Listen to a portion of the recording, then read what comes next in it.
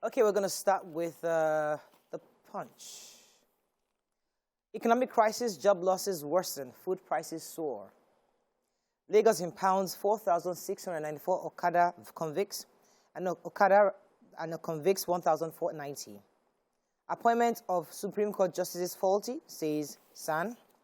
Buhari awards Amusan, Brume others with honors and 200 million naira. Students block Ife, Ibadan Road, ASU list pending demands. Vote presidents who won't compromise, Jonathan advises youths. ICPC uncovers 400 billion naira fraud in 2021 and 2022 budgets.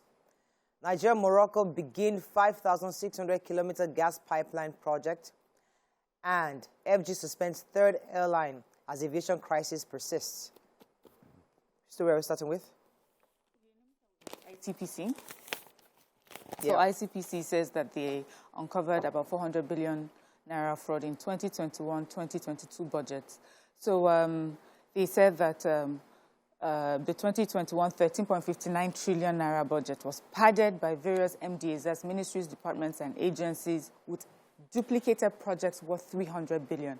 And the 2022 17.12 trillion budget was duplicated. There were project duplication worth 100 billion.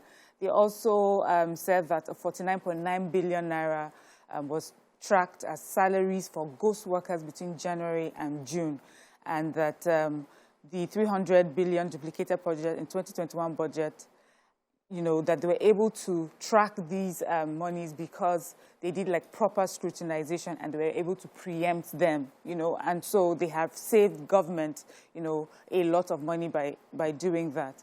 And because of that, you know, the Nigerian government is very pleased with them. They have an operation cost right now of 1.8 billion naira, but because of their work and they had asked for increase in their budget for the operational cost, and government is looking to increase that. So well done for doing that. But also I would like to find out, these people that pad the budget, these padded budgets don't happen on their own. Who are these people? And when you find a padded budget, you should find the people who did it, and they should be prosecuted for doing that as well. All right, so our president honored members of Team Nigeria contingents at the 2022 Commonwealth Games and World Athletics Championship, the 200 million naira and awards. So he had also presented the award of recognition to world record sportsman Tobi Amusan as he received an audience with them. He actually had a reception with them. The president described the athletes as champions, worthy ambassadors, national heroes and heroines, praised them as for proudly flying the Nigerian flag. He also said that they have ignited the Nigerian spirit for victory in our nation, but even more, they have been able to be victorious in their sporting endeavors. So your stunning performances in recent times are consistent with the determination of a nation, always yearning for excellence performance. You know, successes always have plenty of family members. But yes, we were honored by the president, and he was able to share 200 million naira with them, which is great. Yeah. At least I'm happy that they were properly honored. Well done. We thank God for them. Okay. So the former president, Goodluck Jonathan, has appealed to Nigerian youths to vote for a president that has the interest of the nation at heart. He made the call when he went to Minna, Niger State, on Wednesday to visit the former head of state, Atiku Abubakar.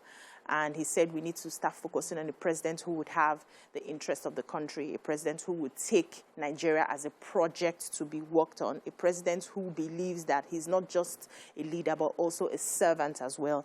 Those are some of the people that we have to be looking forward to, you know, being at the helm of affairs, and we all need to come together to select these people. And he said that he just came back from a treatment. He had a medical treatment outside the country, but he had to come back to Minna because as an elder statesman, Nigeria right now needs his sort of advice. And so he goes to visit from time to time to check on all these former leaders and see what they can offer the country, Nigeria. I wanted to ask him small question. Why did you not use here for your medical treatment? Let's move on.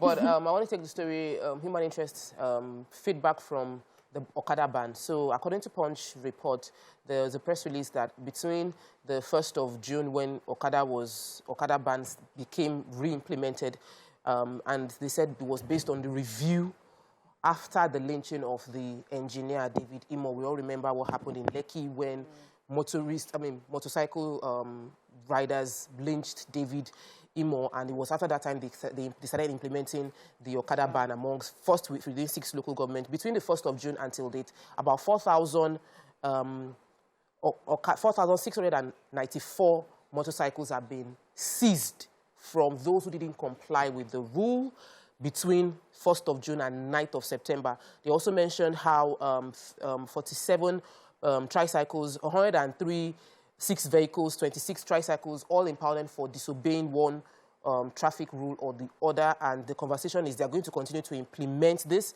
that Lagos, being the commercial city of the nation, needs to be safe and orderly to attract more investors. I'm happy to see a bit of sanity, though. We're seeing improvements. Fantastic. Let's go on a quick break. When we come back, we continue with our review. Stay with us. We'll be right back.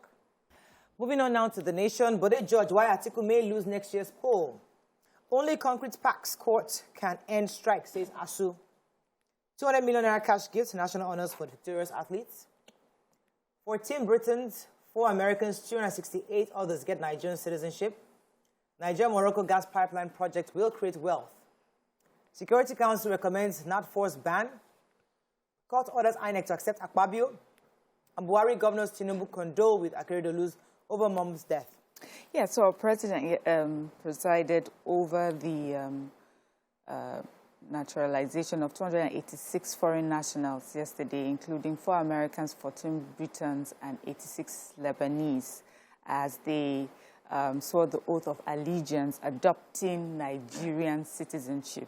I thought it was a good story to take. They said the last time this happened was in 2018, and our president explained to them that you're expected to abide by the ideals and institution of the Nigerian national flag, the anthem, the pledge, and respect for all constituted authorities. Just like we do, right? Yes, just like we're expected to do. And I just thought it was a good story to take. We always take stories about Nigerians, becoming American citizens and British citizens. It's good to see that other people we have want to become other people Nigerian. Even Americans want to become Nigerians, Lebanese. Okay. But I wonder, many times I've seen maybe when people especially if they have a different skin color than us, and we're like, in your country, would you do that? You may just be talking to a Nigerian.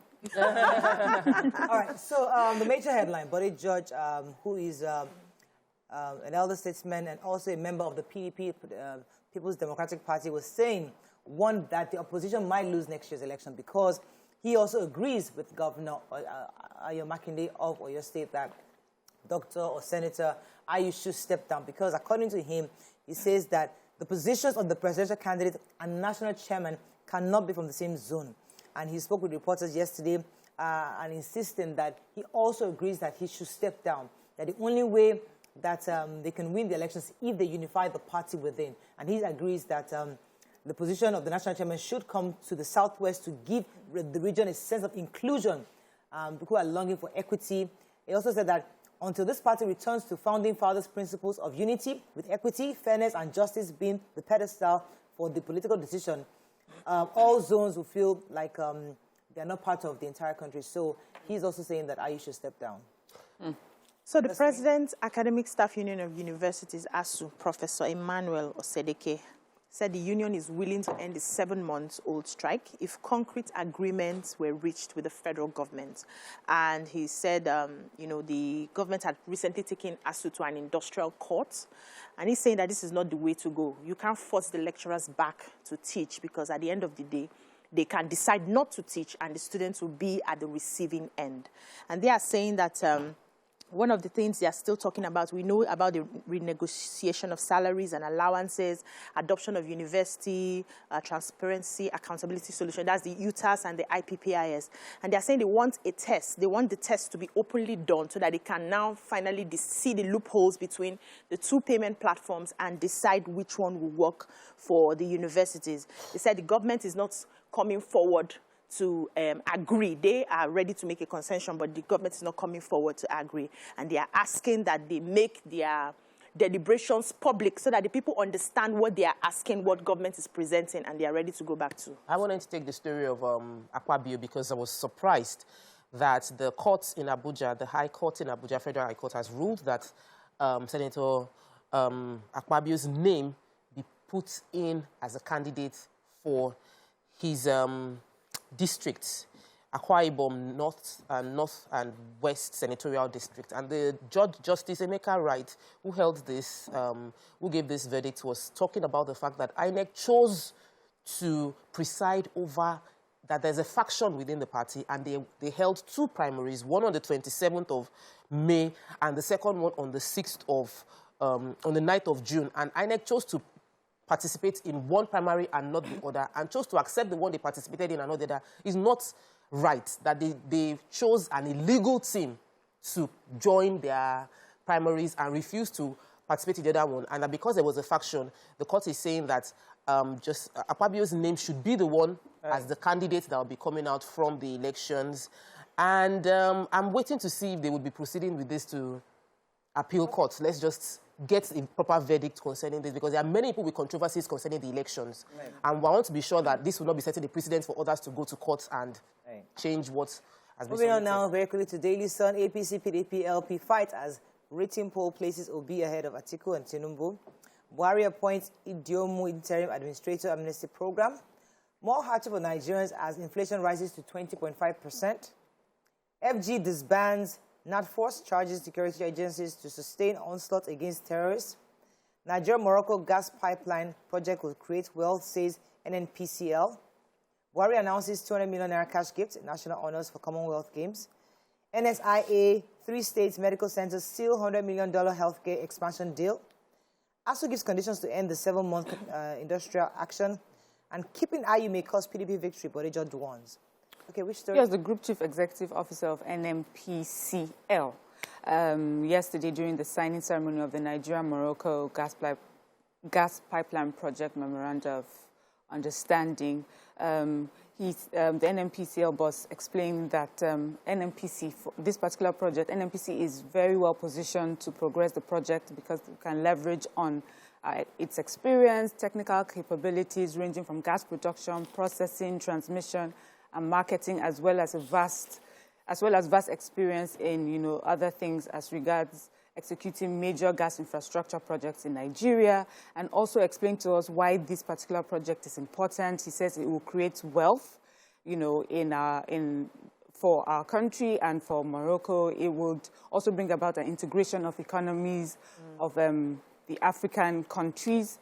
He also said that this will improve standard of living of the countries involved and other countries within the African region. It will help in mitigation against desertification, and there will be so many benefits that will come as a result of the reduction in carbon emissions. So it seems like a fantastic, good, it will benefit us well, not only as a country, but as a continent.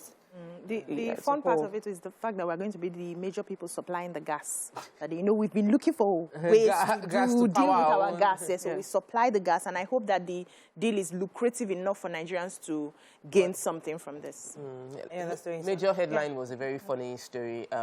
So apparently, a group called ANAP, I think it was founded by Tedo Peterside, according to Showore, conducted a poll on Twitter concerning all the top major candidates that we have between Asiwaju Bola Ahmed Tinubu, Atiku Abubakar, Peter Obi, and Kwakwanso. And of all of them, Peter Obi was 21%, and Atiku Abubakar and Asiwaju Bola Ahmed Tinubu were both at 13%, and Kwakwanso was a distant fourth.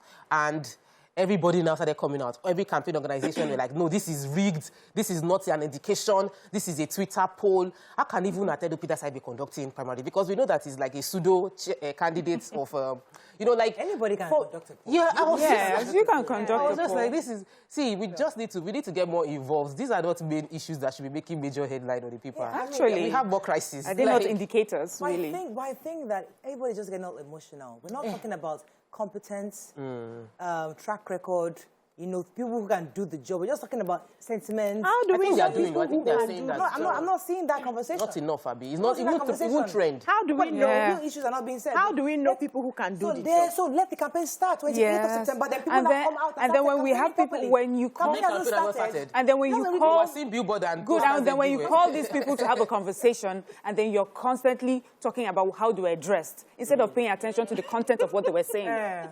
Exactly. So we're focused on the wrong thing. They should dress well, please. Oh, please. Moving on to Vanguard. Hardship as inflation rate hits 20.5%, highest since 2005. Those are the real issues. Anti-inflation. Teach your daughter inflation. Yes. Hardship as inflation rate hits 20.5%. Those are the real issues, not somebody's dressing. Flood away bag switching. Processing license enables e-Naira for businesses. Nigeria-Morocco gas pipeline project will create wealth, says NNPCL. Sands kick as Malami moves to appoint new Supreme Court justices. PDP crisis, heavens will not fall if Ayu resigns today. 2023, Nigerians should elect Tinubu as next president, says Shetima and Sanwo-Olu. 2023, no place for rigging, says Falaye and Yakasai. Insecurity, government has failed Nigerians' Catholic bishops. Okay. This major headline, this inflation matter is terrible. This is inflation on record, is at a record high. We have the food inflation has hit 23%, according to the Nigerian Bureau of Statistics, which means that we're spending more money. There is also a prediction of job losses that is going to worsen based on the crisis going on. People cannot afford the livelihood they are getting. Companies are shutting down. So people are not able to meet standard living in the economy while leaving them in abject poverty. This is from an economics expert from the Pan-Atlantic University, Professor Olalekun Aworinde.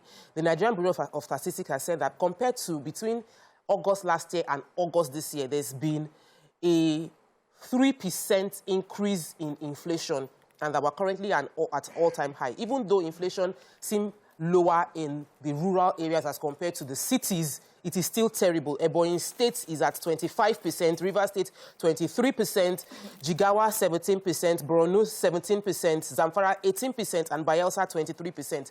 Month-on-month increase in inflation. And what that means, I like the way Mariam explained to her daughter, is that the cost of everything in our environment is going up, and which means buying power is going down. Ew. The cost we add money on that. Yes. Anything else? Any story that stops that? No. That should be the hot topic on Monday morning. This is a matter of inflation.